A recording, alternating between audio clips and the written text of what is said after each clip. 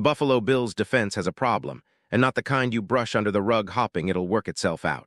No, this is the kind of issue that's been festering quietly for seasons, and now it's boiling over in plain sight.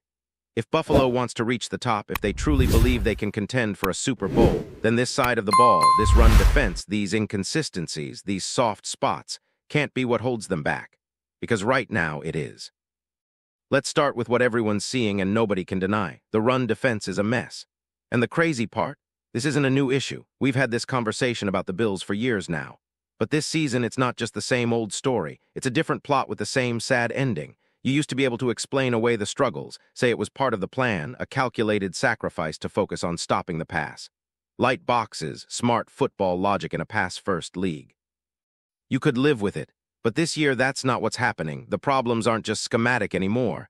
They're fundamental, they're structural, and they're showing up on tape every single week.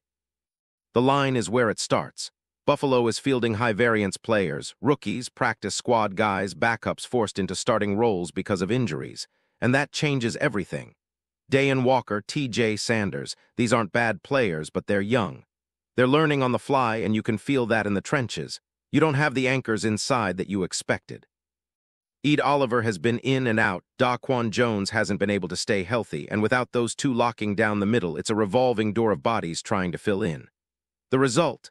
Chaos, disruption, gaps not being held, and the linebackers, they're exposed. Take Terrell Bernard. He's flashed. He's made splash plays, the kind of plays fans always wanted to see from his predecessor. But just like with those young defensive tackles, you're also getting the other side of that coin, inconsistency. The kind of inconsistency that kills you when it comes to stopping the run. When your defensive tackles are high variance and your linebacker is high variance, you're basically playing with fire on every snap. There's no steady hand in the middle of that defense. Nobody is there to clean up the mess when things go sideways, and that's how you give up big plays on the ground, even when you're lined up with the right numbers in the box. And that's the real kicker here. This isn't about Buffalo playing soft. They're not playing super light fronts and daring teams to run anymore. They're in base more often. They're even loading the box at times, but it's not translating. Against Atlanta, they lined up with 8 in the box and still gave up an 80-yard run to Bijan Robinson. You can't explain that away with scheme. That's not about alignment. That's about execution. That's about players not being where they're supposed to be, not tackling, not swarming to the football the way great defenses do. And yes, the tackling has been brutal, probably the worst it's been in the Sean McDermott era. Guys at the second and third levels are missing way too many opportunities. Plays that should be stopped for 2 or 3 yards are turning into 10-yard gains and first downs. And it's not just one guy, it's contagious. You expect a guy like Matt Milano to have those boom or bust moments. That's part of his game. He gambles. He hits hard. Sometimes he misses. But now you're seeing those same misses from players who are supposed to be the more stable pieces.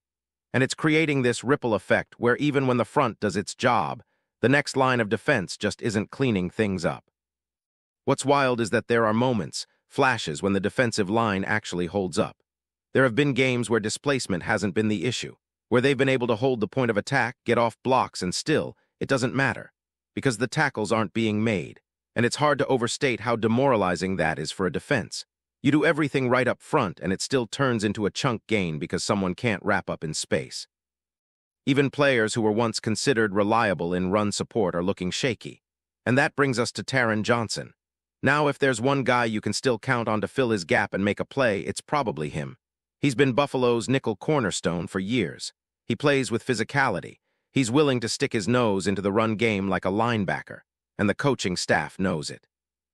That's part of why going back to more nickel looks might actually be the right move, even if it sounds counterintuitive.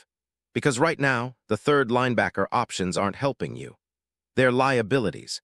And if you're choosing between a shaky linebacker or a nickel corner you trust to do the job, then maybe nickel is still the way to go, even when you're getting gashed on the ground. There's also the element of trust in personnel. With so many rookies and backups playing meaningful snaps, you can't help but wonder if the coaching staff is being forced into certain decisions. Are they playing more base because they want to, or because they feel like they have no choice with their current defensive tackles? Because they're trying to protect those guys with more bodies up front? If that's the case, then you start to understand the desperation in their approach. But at some point, you also have to trust your guys to do their job. Let Taron Johnson be who he's been.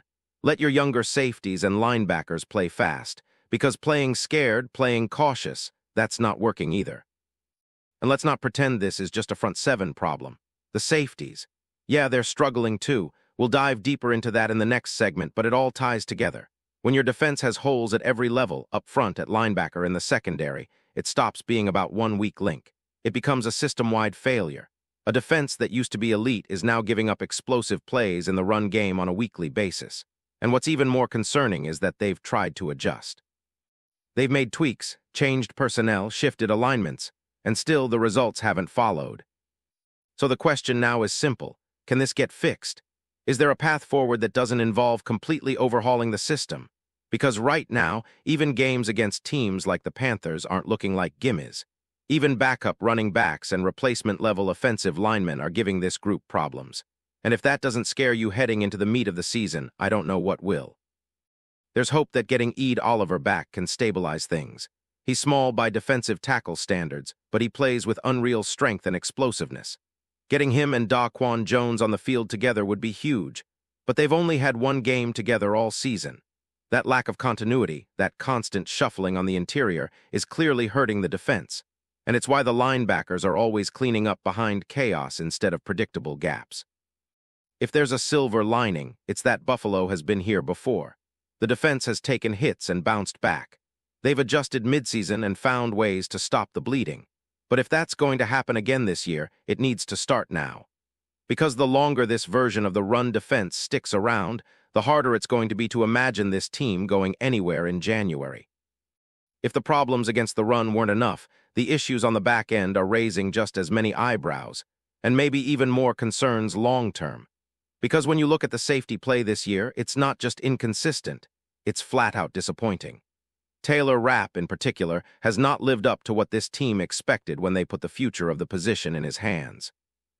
After a year of development behind Micah Hyde and Jordan Poyer, after all the talk of being ready to step up, what the Bills have gotten from him has been anything but steady. And when you combine that with a rookie like Cole Bishop still learning the ropes, it creates a secondary that feels lost far too often. It's not that rookies aren't allowed to make mistakes. Nobody expected Bishop to be a polished product right away.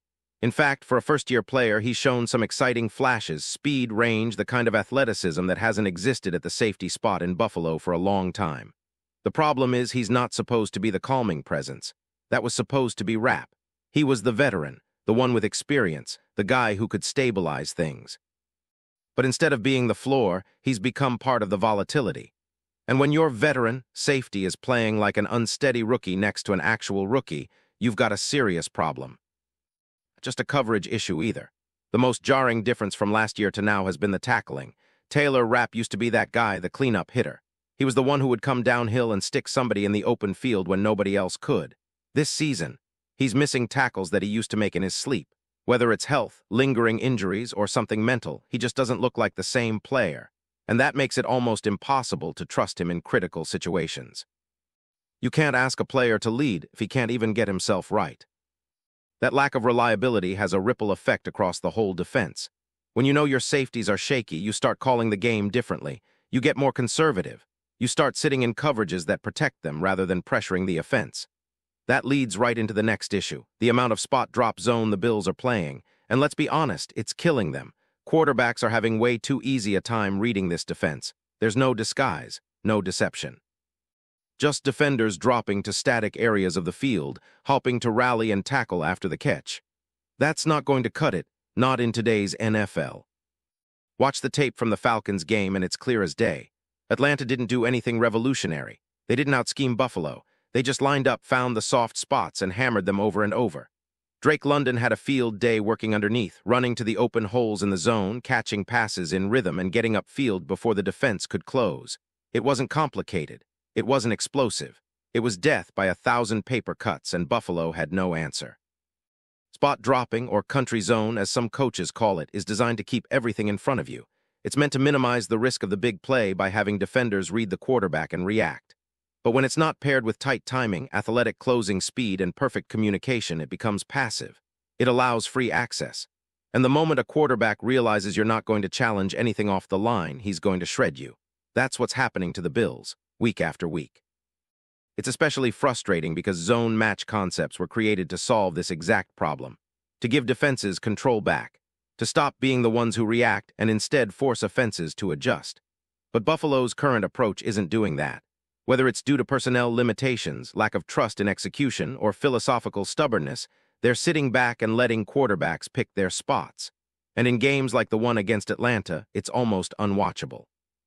Now, you could argue this all ties back to Tre'Davious White, and that might be fair. If the staff doesn't trust him to hold up in man coverage anymore, or to stick with a receiver through multiple breaks, then maybe this zone-heavy approach is the best they feel they can do with the current personnel. But that's a problem in itself, because it limits your options. It means you're scheming around a cornerback who, a few years ago, was one of the best in the league. If he's not that guy anymore, and you don't have another option behind him you trust, then you're stuck. And clearly, they've tried to get out of that bind. They drafted Maxwell Hairston to be part of the future, they signed Michael Hoy expecting him to bring a versatile spark, and they've rotated other corners in and out looking for something, anything, that works. But the truth is, this is the hand they've got, and it's not working, not well enough to beat good offenses, not well enough to hide the cracks in the structure. Which leads to a bigger conversation about team building.